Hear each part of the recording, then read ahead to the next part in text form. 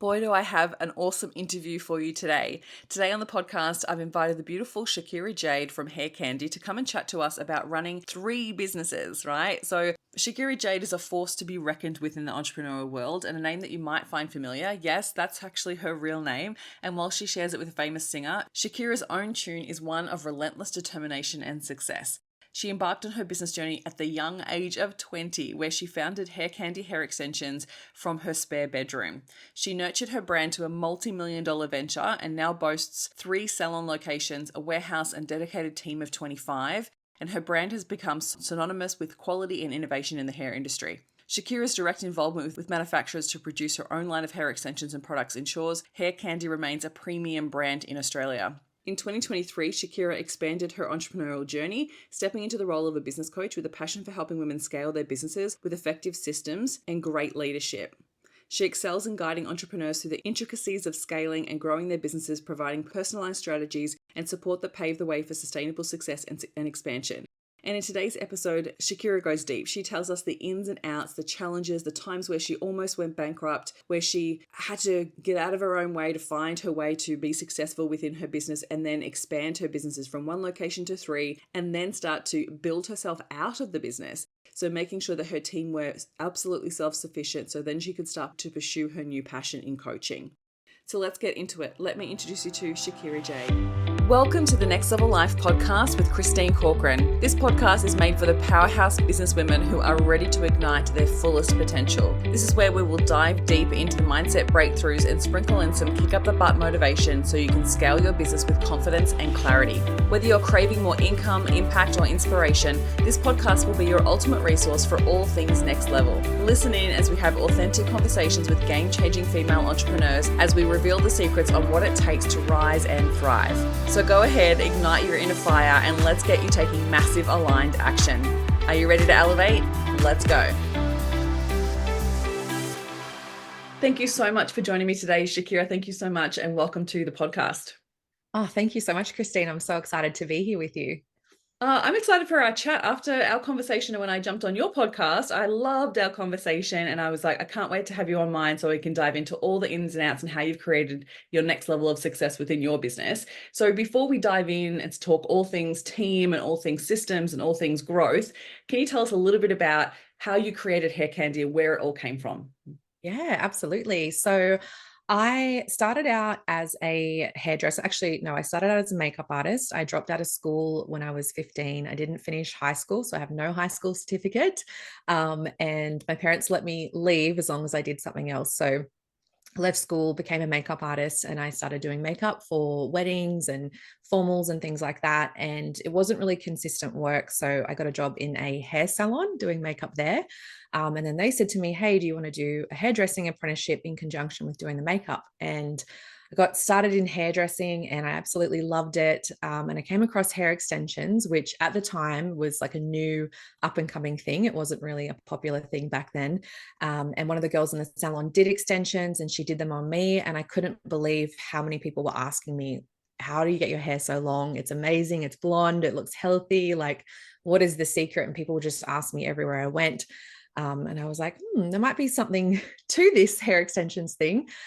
So I went and got training in hair extensions. And then I started my own business from home. So just started in my spare bedroom, just doing people that I met through my makeup business.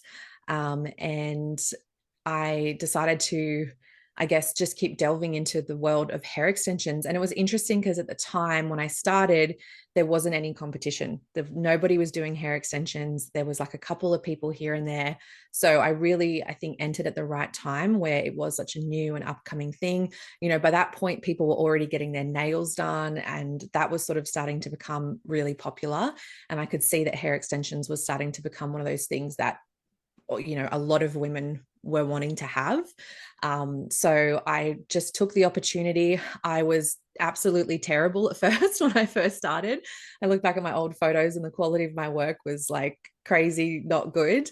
But I just really worked on honing my skill and really trying to be the best that I could possibly be. I kept doing more courses, kept practicing and innovating new ways to do hair extensions.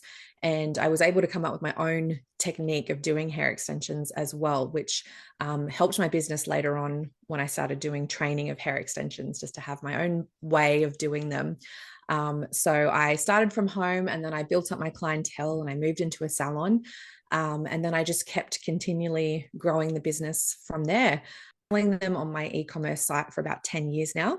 And I've also been growing my salons.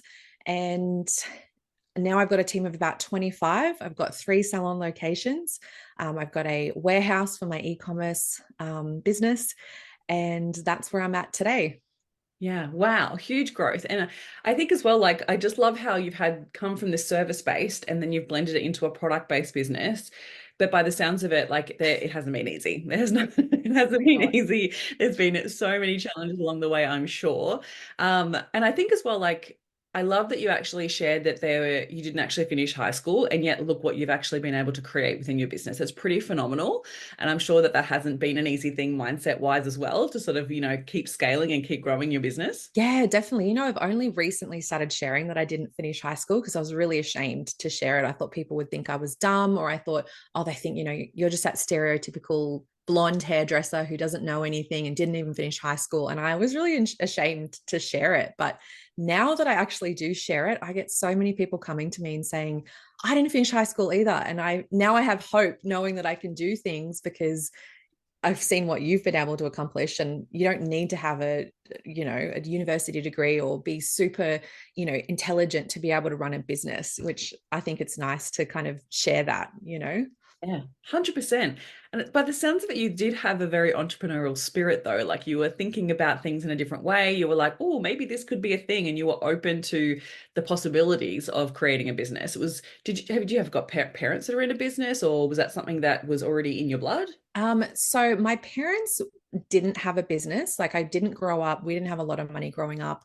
My parents worked really, really hard. That was one thing they instilled in me, was to work really hard and not to sleep in and not to spend your weekends enjoying yourself. I think I got my first job when I was 13. I worked every Saturday, and then I worked at McDonald's, and I was always taught to work very hard. But then when I was a teenager, probably in my mid-teens, about 15 or 16, my parents did start a business. So it's funny, they started a business a couple years before me, and then their business started to grow, and then we kind of like could talk about it together, and their business was ahead of mine, and they would kind of give me tips and pointers and things like that.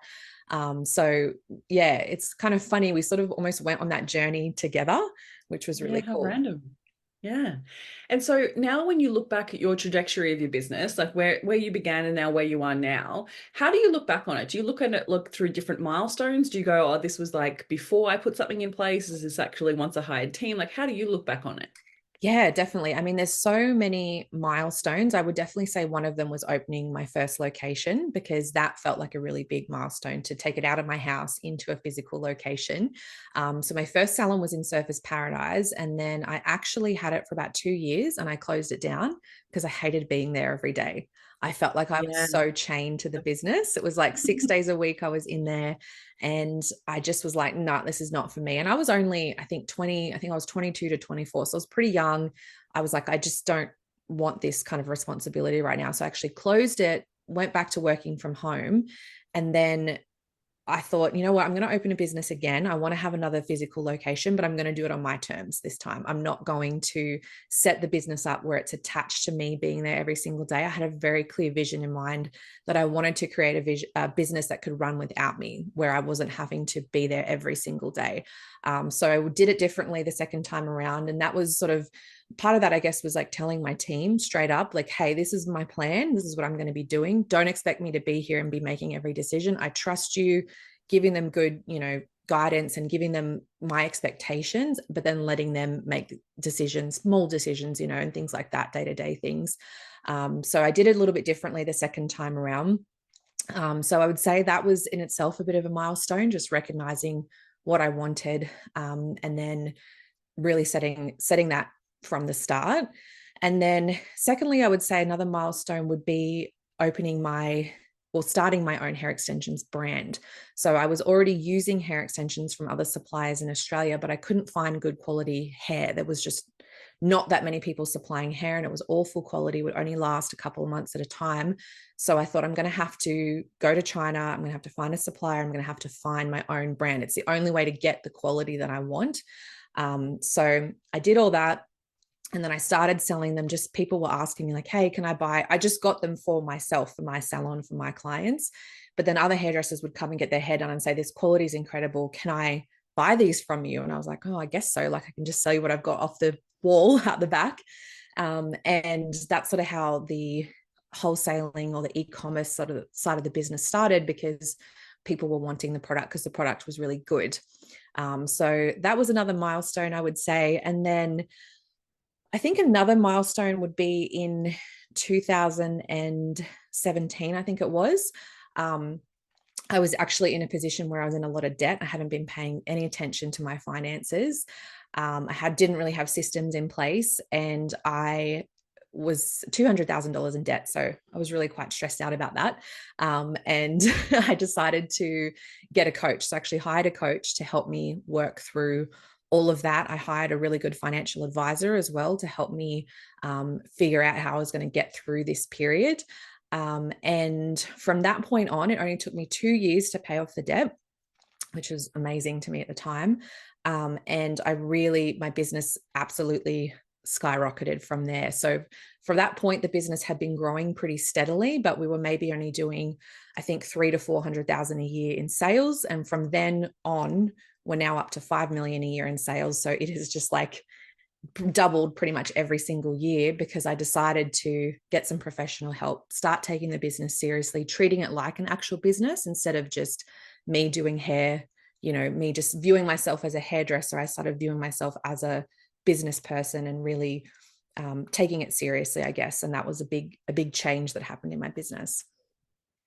I love that. Oh my goodness. So many things I want to dive into. I love that shift in mindset, because that actually makes such a big difference for so many business owners when they actually start to look at their business as a separate entity and go, hang on a minute, it needs a certain thing in order to survive. And I need to actually look at the numbers, right? Like getting all your finances in order, even though sometimes that can be super uncomfortable, especially when you're in debt. There's a lot of shame that gets attached to debt, but well done. Like 2 years and smashing that debt out is amazing. So good. I'd love to know, like, and if you're open to sharing it, was the debt from the physical space, or was it from running a product-based business? It was tax and credit card debt, the worst kind Wow. of debt you can possibly have, Yeah. even worth anything good. And it was basically because I'd buried my head in the sand with my finances. I didn't want to think about it. I didn't want to deal with it. My accountant also wasn't really pushing me. The one that I had at the time wasn't really pushing me to take care of it.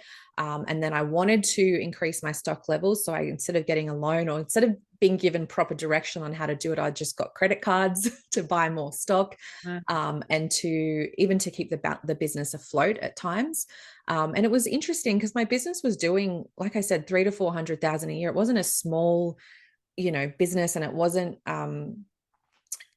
like I had a team and things like that. So I feel like I got really far without paying attention to anything like that. And then I realized, like, actually now I'm in all this debt. I have to pay attention to my finances. I have to figure this out.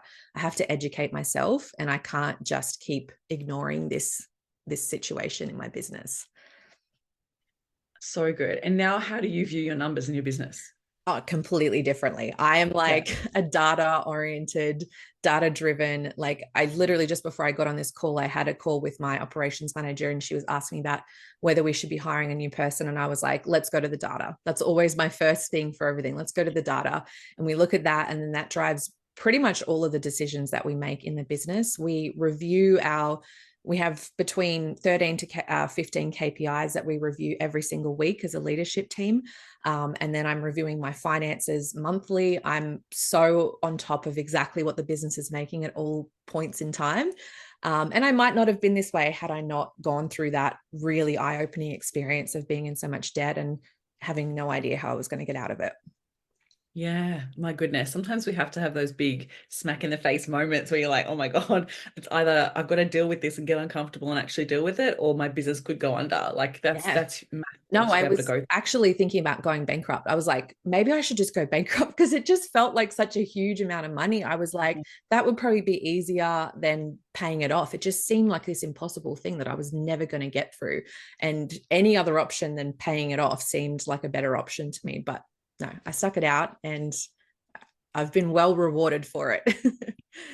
I just honestly love this because this is the way that I look at obstacles like that in a business is literally what you need to grow through in order to get to your next level. So Yes. for you to be able to scale to obviously 5 million a year, like you needed to get across your finances. You needed to know your numbers effectively in order to grow to that level. Otherwise, it never would have actually gotten there, like in my opinion, right? Like, and obviously I don't know the ins and outs of your business, but would you agree? Like Oh, you needed to actually get 100%. to that stage of actually seeing it as a well, actually seeing it as a strength, like you needed to have that confidence within yourself to look at your numbers so then you can actually grow it. Yeah, definitely. And I think the other lesson I learned as well is that when you're going through a really hard period like that, you can't see what's on the other side. Like I didn't Mhm. know when my business was making 300,000 to 400,000 that it would be 5 million one day. I had no idea that it didn't, the thought did not even enter my mind, you know? So I think that's something to keep in mind is when you're going through challenges, you can't see what's on the other side, but you have to just trust that it's going to be better than where you currently are and that it's going to be better than you can even imagine it's going to be. Like whatever you can imagine now,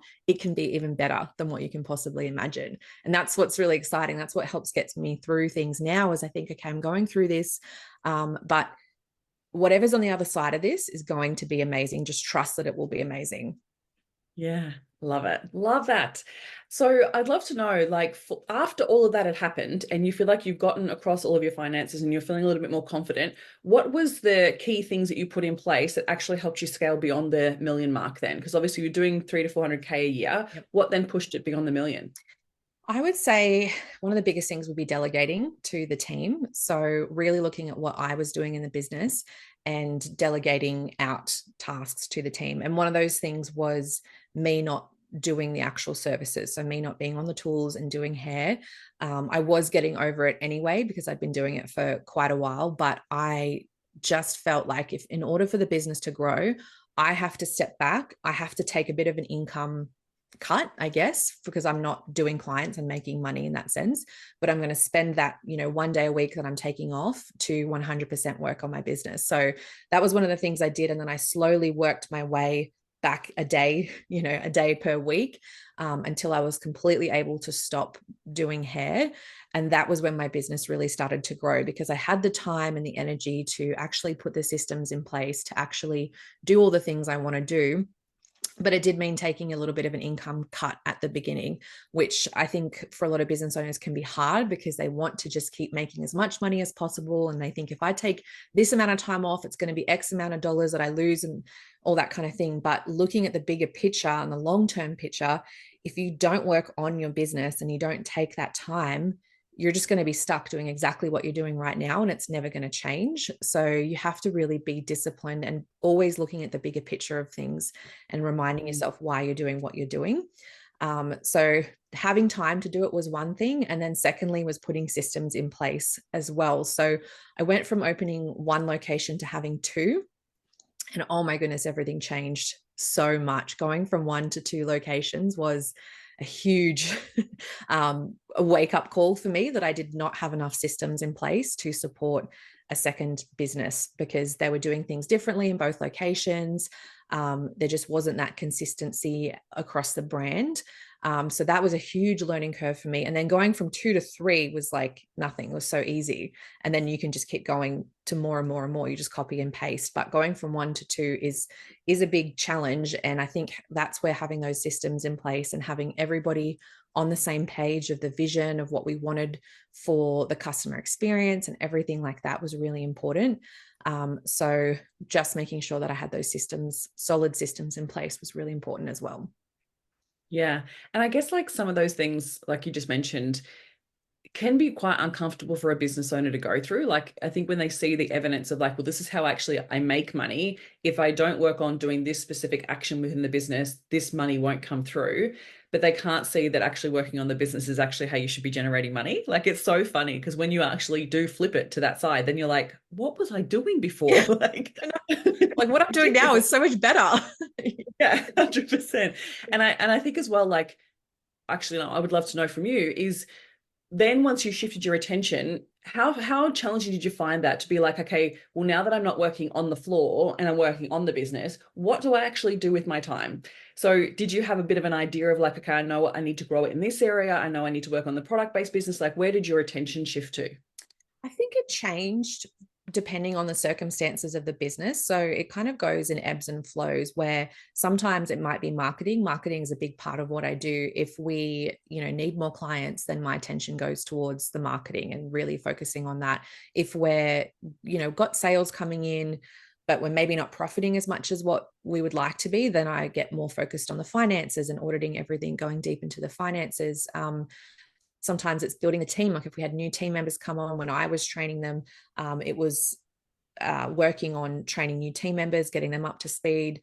I never felt like I didn't have anything to do. I always felt like there was something that I needed to be working on, but really looking at the business as a whole, something I notice a lot of business owners do is they hyper focus on one area of the business. And they often tend to focus on marketing and sales. And they think, oh, we need more clients. We need more, more, more. That's where all my attention is going to go. I'm going to be posting on social media. I'm going to be doing all that. And then they just completely ignore other facets of the business that could actually make them more money, such as auditing the business or paying attention to the finances or setting up good systems or setting on anything you can on automated, autopilot so that you're not having to do tasks over and over again. That's actually a really good place to focus your attention as well. So I think looking at the business holistically and really looking at where your attention needs to go at that point in time, and know that it will change over time as well. And I think the other part of that is just having trust in your team, not stressing that they're not going to be able to do things. 9 times out of 10, if they're not doing something the way that you want it done, it's because you haven't done your part as a leader to show them exactly how you want it done and show them what it looks like to have actually done a good job. It's generally not them not wanting to do the task or not wanting to please you or not wanting to do a good job. Most people will want to do a good job. So it's good to look at what can I do as a leader to give them better instructions, more clear expectations of what I'm wanting from them. And then just trusting that they will do a good job and just letting go of that control and just letting them, letting them have a go, and I always think too, I always joke and say like, is anybody going to die? Like, if this happens, will anybody die? No, like the answer is never yes, So as long as no one's going to die, then it's okay. Like we can give this a go and see what happens. If there's some mistakes made or there's some things happen, like it's not going to destroy the entire business. It's just you do what you can to fix it, you learn from it, and then you move on next time, instead of looking at every situation as if I don't do this task or I don't do this specific thing, everything's going to fall apart, I'm going to lose everything. It doesn't work like that. So you just have to have trust. 100%. And it's one of those things that I think people find the hardest is one, relinquishing the control first, Yes. and fully trusting in another human being to do it the way that you want them to do it. And I think that you absolutely hit the nail on the head there. It is actually the leader that comes into play, their ability to communicate effectively, the way to get your team on board, to get their buy-in. Like there's so many factors that go into not just training, but actually supporting the team as a whole. So I'd love to know, like, what are some of the things that you do now for your team that you feel supports that cohesiveness and to supports them to do a good job? Yeah, definitely. I would say on my salon side of the business, we now do quarterly trainings, which is something that we didn't used to do. So we have quarterly trainings with the whole team to make sure everybody's doing everything the same way, to make sure we have that cohesiveness. It's also an opportunity just to remind them of the vision of the business and where we're headed, so that everybody knows exactly what we want to be known for, exactly what we're doing in the business. And then we also have fortnightly meetings with the team, like within their internal team. And then there's a weekly meeting with the leadership team of managers of the salons, and the two ICs as well. So we do have a lot of regular meetings to make sure everyone knows exactly where we're at in terms of finances, in terms of systems, making sure everybody's on the same page, we're all rowing in the same direction. I think that really, really helps. And then I've got on my wholesale team, my wholesale e-commerce team, that's pretty similar as well, how we operate over there. Lots of regular meetings, lots of check-ins, keeping everybody updated. I think that's a big part. Another thing that we do as well as leaders. So I have two managers that report directly to me, one on the salon side and one on the e-commerce side. And every quarter we have a whole day together where we plan for the next quarter. So we review all the figures, we look at what's working, what's not working in the business, what issues do we need to address, what goals do we want to set for the next quarter to make sure that we can keep the business progressing forward. So my role in the business now is really to just direct the vision and lead the business as a whole, as opposed to doing any sort of tasks towards actually running the business. The business does essentially run without me for the most part. The only one thing that I'm really holding on to, which I'm not letting go of, well, I need to, but I can't, is the, I guess, accounts and the finance side of things. I still like to have control of the bank accounts and all that kind of thing. So that's the only thing that I would love to give up and have somebody do, but that's not there yet. We do have an accounting team who do all the payroll and the tax and everything like that, but I just like to physically transfer the money for the payroll and all that kind of thing. So that's the one last thing that I'm kind of like holding on to that I'm just not ready to let go. But at the end of the day, it takes me maybe an hour every fortnight. So it's not a huge chunk of And it time. keeps you abreast of it all, right? Like at least Yeah, you know that's happening within the finance side of the business. exactly. I'm very aware of all that. So yeah, that's the one thing I'm holding on to, but then everything else is pretty much managed by the team. And my role is just to be that visionary, keep everybody focused, keep building relationships with, other companies that we partner with and things like that. My role is a bit different now to what it was before. Yeah, for sure. Thank you so much for sharing all of that. I think a lot of business owners don't really know what that looks like once they step out from working on the floor or doing the actual actions within the business. So having that bit of a vision of like how that works in your role, that was really, really awesome. So thank you so much for sharing that. So you mentioned like the control piece, not the finance piece is like the last thing that you're holding on to, but what's something that you actually have delegated and you wish you had have delegated earlier? Marketing, probably like posting on social media. That used to drive me crazy. I hated having to do that. And now I started business coaching in May last year, and I'm fully running the social media for that. And I'm like, oh my goodness, this is really hard having to post every day and all the stuff involved in doing that. So I think in my salon business, I would have given up the social media a lot quicker because I just didn't enjoy doing it and coming up with new ideas. I think I would say anything that you don't enjoy doing, that should be the first thing to go. When you look at what all your tasks are, don't force yourself to do things just because you think you have to. There's nothing wrong with saying, hey, I want to get a social media manager, or I want to get, I don't want to do the payroll anymore. I'm going to get a bookkeeper to do this for me. Like if there's things you don't like and it's not your zone of genius, there is no shame in letting somebody else taking over that role. And I would definitely go to the things you like the least as the first place to start. And then work your way up and then let go of the things that you wanted. And I think some of the things that I do enjoy doing that I don't do anymore, I've realized now that running the business as a whole, or even just having the opportunity now, like for me to start a coaching business, that is time consuming. I've been able to give up some of the tasks that I enjoyed doing in my salons, but now I get to do business coaching, which I absolutely love doing. And it feels very satisfying and fulfilling to me. So I think don't be afraid of giving up certain tasks that you might have to do, because you never know what other opportunities might present themselves. And if your goal is to create a business that runs without you, you basically have to be the least important person in the business. You've got to really work yourself out so that no one's relying on you, nobody needs you. And that's a continual process that you've got to work through. So you're giving some things up, but you're going to gain back in other ways, and you're going to gain freedom, which is the biggest win of all, and autonomy over how you spend your days and all of that, which is a win for me. 100%. And I think like obviously said like it's a bit of an evolution, but you just mentioned like obviously now you fully are stepping out and doing a whole new venture. Like for that to happen, what were some of the things like, and how long was that kind of period of time where you were like got the idea of like, okay, now I want to start doing business coaching? What did you need to do within the two businesses in order to make that possible? I think it took I would say probably about 5 years from when I first sort of decided, okay, I'm going to work my way out of the business as much as possible, because I'd take a few steps forward and then I'd take a few steps back. And then I even had a change of my leadership team, which was really, really hard to go through.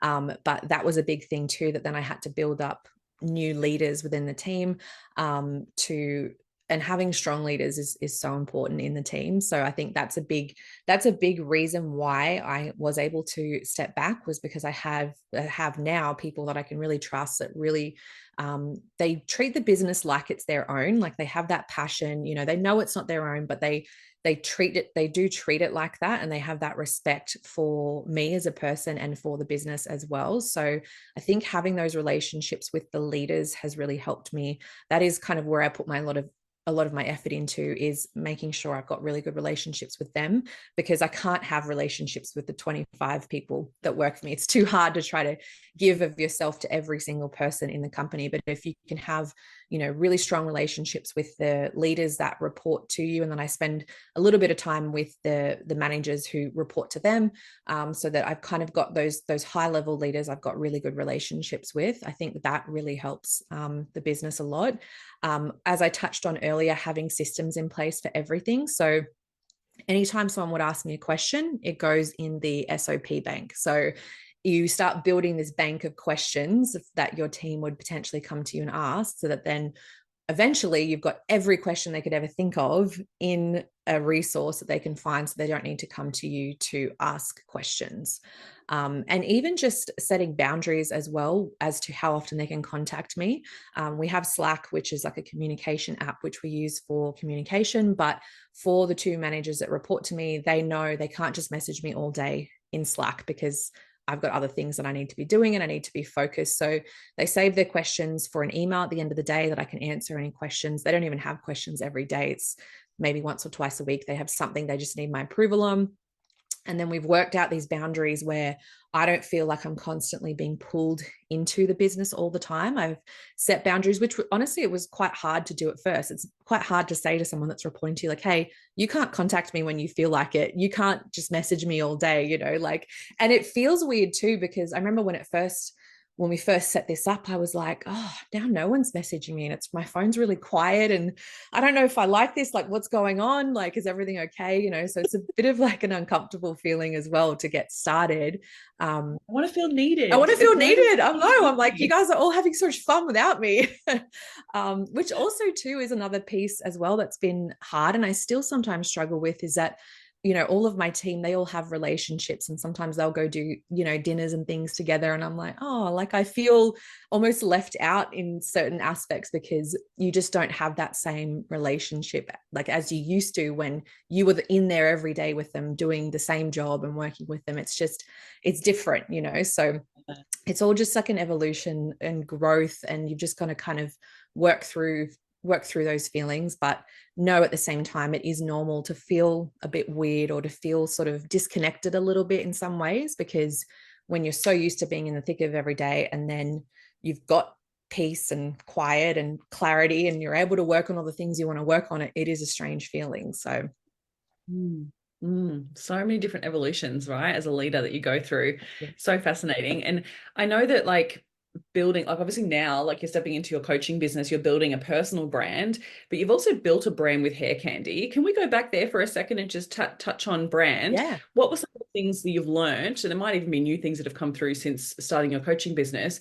But like when it comes to brand, what are some of the lessons that you've learned around building brand? Definitely, I think having a good reputation is one of the biggest things, and having a good product. That is something that has been really paramount to me throughout my whole journey. And I think so many other hair extension companies have come and gone in the time that I've been, I've had my business. And I'm so convinced the reason mine has stayed and, stood the test of time is because I have a good product, and having that good quality product has always been most important to me. So having the best quality, having really good quality control procedures in place to make sure the quality doesn't drop. And I think it's really worked well over the years, is just really focusing on that quality. It's hard because when you are doing a service yourself and then you have team members come on, you can give them, training, and you can do everything you can, but never going to be quite like you are as the business owner. Like you're always going to care that little bit more as a business owner. So you can't always rely on every single person in the team to carry the brand exactly as you would want it carried out. You can give them, 90% kind of thing, but it's not always going to be 100%. But if you have a really good quality product, people will always come back to that product. So even, people who have, if they go to a different salon to get their hair done because they like how they foil their hair, they'll still buy our hair extensions from the wholesale, the e-commerce business, because they know the quality is there and the product is there. So I think just really keeping that awareness around the product. If your quality starts to slip or you start to get complaints or there's issues, that's when I think you can really derail the business. So making sure that the quality is always there. And I think continually innovating is another thing as well. I started out with one method of hair extensions, and then I designed my own. And then we've had more come along over the years. The actual kind of extensions has changed. They used to be like thicker along the top, and now they're thinner and more flat, and like advanced technology. And we've always been very open to change. So anything new that comes up, I'm like, okay, let's test it. Let's try it. Let's see how it goes. We don't just rule out things because it's easier to not move with the times. So we've continually. Be like, they're not as good as mine. Yeah, exactly. Yeah. Get defensive or think like, oh, well, what we're doing is working. If it ain't broke, don't fix it. Well, sometimes you have to keep moving with the times. You can't just stay stuck where you are. So I think just continually innovating the product as well to make sure you are with, whatever the latest and greatest is, or if you can be at the forefront of that, even better. I think that has also really helped. Yeah. And so I'd love to know, like, what are some of the biggest mindset blocks that you've had to overcome over the years? Oh, so many. I'm still continuing to overcome them. Yeah. Probably one of the biggest ones that I still struggle with a little bit, but it's if I make one wrong decision, I'm going to lose everything. I felt like that was really loud for me in the first few years. Was if I just stuff up in one area, that's it, I'm going to lose everything. And sometimes I still think that to a degree.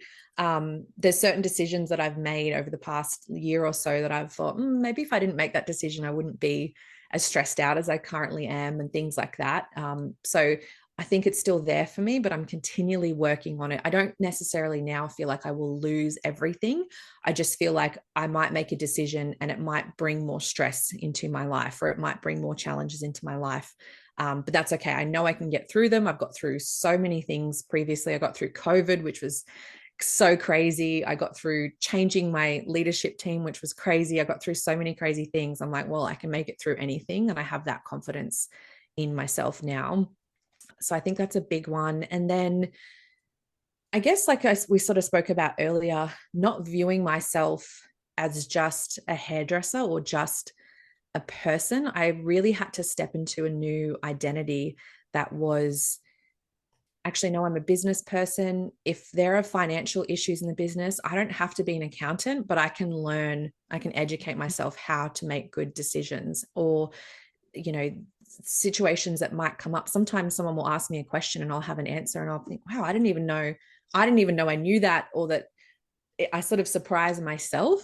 So I think as a business owner, I sort of wish I had stepped into that a little bit sooner, instead of just thinking, oh, I'm just a hairdresser, I'm just running a hair salon, and I'm surrounded by women and we're just having fun. And like, I sort of downplayed, I guess, my value and what I was actually doing for a very long time. And I wish that I had sort of stepped into that empowering leadership, or just viewing myself as being Owning your achievements. My achievements, yeah. And just, I wish I had done that a little bit sooner, because that was really hard for me to do. Or I would, even with my business coaching, I've been wanting to do coaching for like 5 years. I have been doing it behind the scenes for free for people for 5 years now.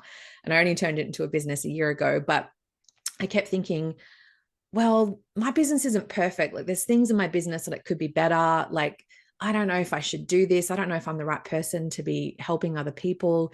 And then I just started realizing, like, actually, no one's businesses are perfect. Like, what you see on the outside, you have no idea what goes on behind closed doors. You have no idea how stressed someone might be or what challenges they could be facing. And you just think it's all, peaches and sunshine and roses and all that, and it's just, you don't always realize that everybody actually has things that they struggle with and they have to work through. So I think, yeah, I really stalled on starting this coaching business because I struggled thinking that I had all the answers for everything. And then since I've started, I'm helping people and I absolutely love it. And I have an answer for every single question they ask me. There's not been once where I'm stumped and I'm like, I don't know what you should do. I'm like, no, I have the answer because I have that experience. So yeah, again, I just wish I hadn't have let that sort of limiting belief hold me back from doing the things that I really wanted to do, and which is help other people. And I think a lot of women have that. Like, I think it's natural for women because we've been conditioned in a certain way to not boast about who we are and our Yes. achievements. Whereas for men, it's like, tell us about your successes, right? They're always right top of mind. Even maybe it's even Australians as well. Because I noticed like Australians, spending time, absolutely. I was yeah, just going to say that. 100%. Americans are like not like backwards and coming forwards and telling you how good they are, right? Whereas Australians really struggle with it. Whereas I think that even just acknowledging like where you noticed, even when people ask you what you do, how at what point did you actually say, well, I have $1 million business, it's an e-commerce and I run salons? Like at what point did that shift from I'm a hairdresser to actually creating this next level success of a business? Yeah. I honestly, that was a really weird shift for me. Even being able to say the revenue that my business makes would be like, oh, I feel sick in my stomach even thinking about saying how much my business makes. So, but now I can say it and I'm fine and I can talk about it because I'm like, well, it's just a fact. It's not, this doesn't need to be this emotion attached to it or this feeling attached to it. It's just, this is how much money the business makes and that's a fact. So I think, working through some of those things and, just not being afraid. I actually got asked this question. I hosted a masterclass the other day and someone asked me, like, how do you talk about your accomplishments when you feel uncomfortable? Because that is something that a lot of people struggle with and they don't want to talk about what they might have accomplished. And I basically said, you just have to do it. If it feels good to you and you're proud of something that you've accomplished, just share it. People want to see other people succeed. Most people want to see you succeed, and if they don't want to see you succeed, they can just unfollow you. Like, who cares anyway? Like, just share. If it feels good to you, Thing to let share. them know. Yeah, exactly. Yeah, and you're right. And people do want to celebrate you. And I think that the more that I've lent into that in the last year, like I found that very uncomfortable as well. The more I've lent into it in this year, I've had such positive feedback from actual clients saying, I'm so excited to work with you because I love to see your business grow as you're helping me grow mine. And I'm like, oh, never even thought that would be a thing. But they're like, I just love seeing you succeed and it shows me what's possible. Yeah. And I'm like, oh, I just love that that's the result that it's creating for you because it has been super uncomfortable for me as well. So I get that. Yeah. So I'd love to know, like, obviously now what you're moving forward with, what do you see as some of the challenges that you're going to come up against over the next couple of years with obviously stepping aside with the two businesses but working on your business coaching?